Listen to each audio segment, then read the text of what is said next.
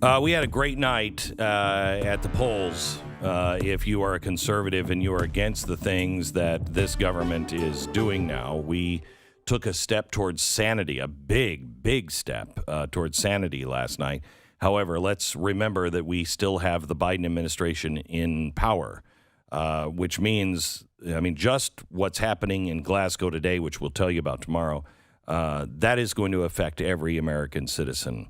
The things that they're doing with energy is remarkable. The things they're not doing on the supply chain, also remarkable.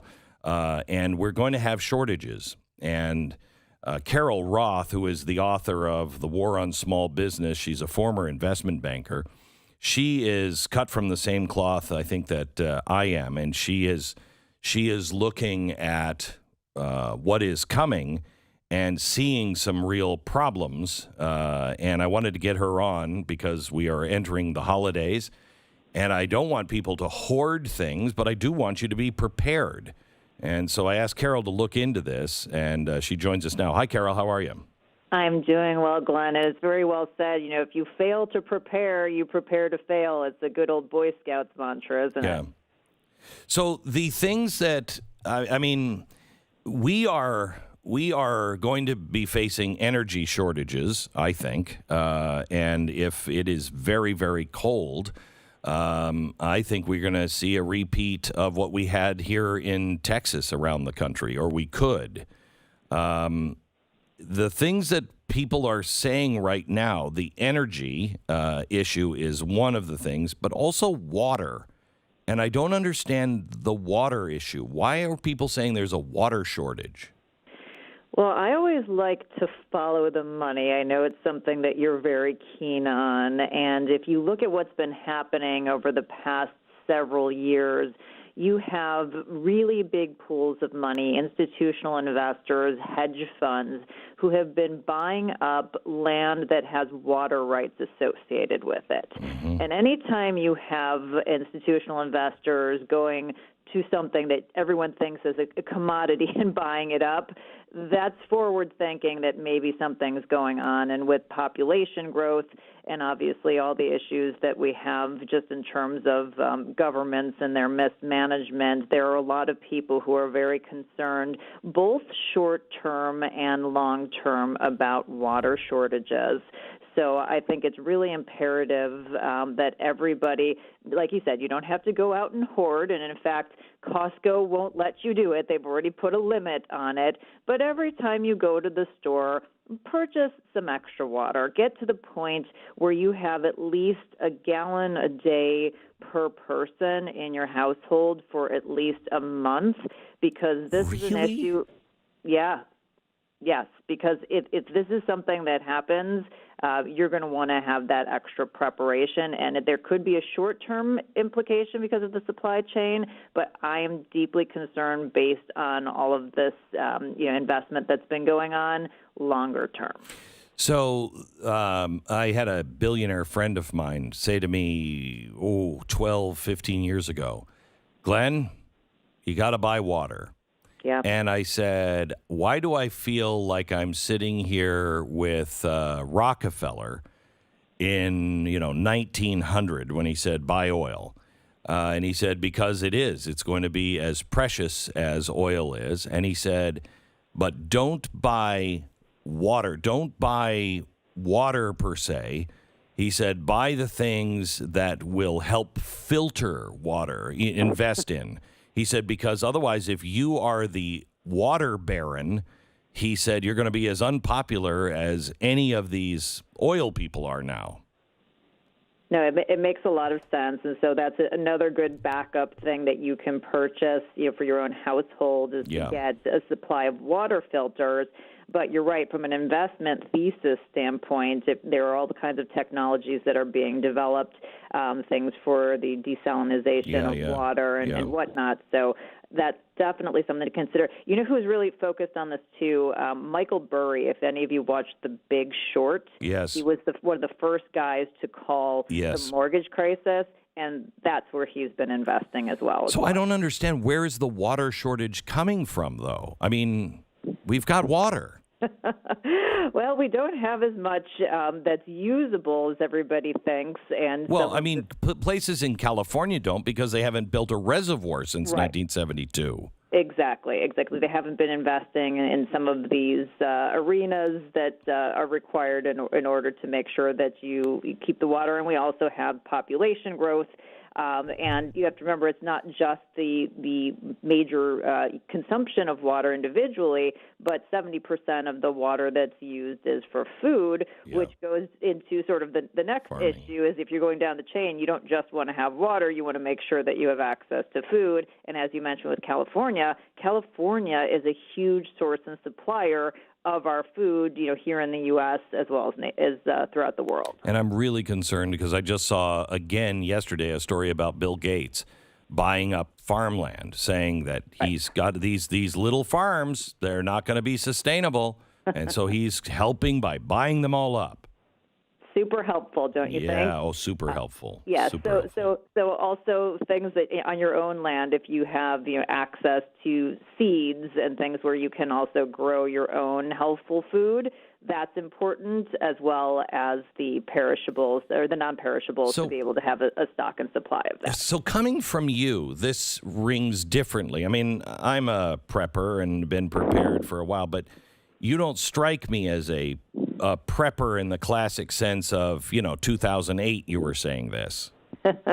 Yeah, so I always call myself like a mini prepper. So I'm always suspicious that there's something that's going on, but I don't have an underground bunker, so I'm sort of somewhere in between the two.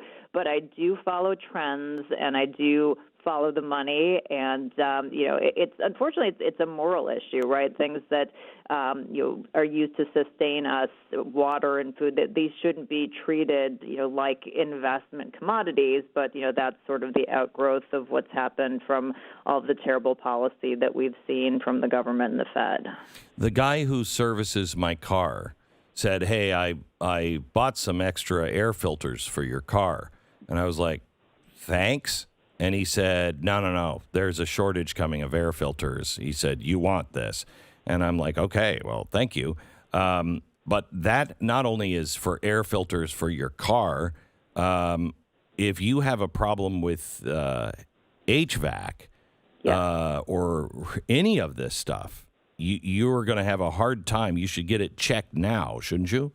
Yeah, I actually spoke to the head of maintenance of a huge food service operation as well as some other experts, and they're saying to have your HVAC system inspected now for any impending failures, because one of the things that's happening in terms of the supply chain, we all know the supply chain is a mess, but any parts that are coming out, the priority is being given to new products instead of to repair shops. So repairs are kind of down on the food chain, down on the totem pole, so to speak, in terms of getting things. So have that looked at, have them look at coils that might be leaking refrigerant, things that are easy to spot, and get yourself in the queue now in a patch until those needed parts arrive.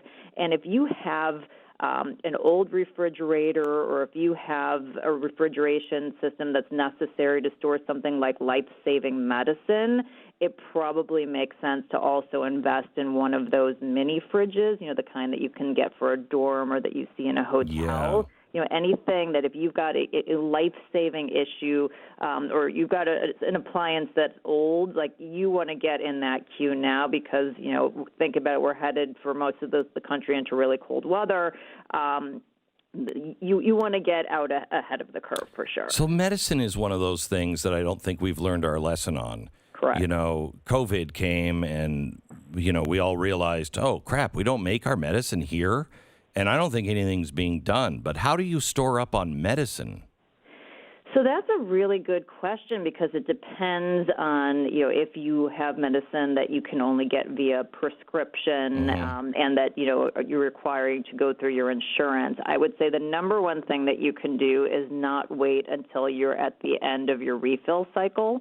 So if you kind of are in that cycle where every month you buy something and they open it up for insurance on week 3. Always week 3 go in for sure, but to the extent that you can ask for a larger supply from your doctor, go to your doctor, say you're concerned, can you write me a prescription for a 3-month supply or a 4-month supply, and if you have the financial wherewithal, even if you have to pay for it out of pocket, it's obviously worth that extra expense to not be in a scenario where you go to your pharmacy and they're say, we're sorry, but it's not just the medicine itself, it's the compounds. We couldn't get those compounds because they were coming from China or, whatever the reason is.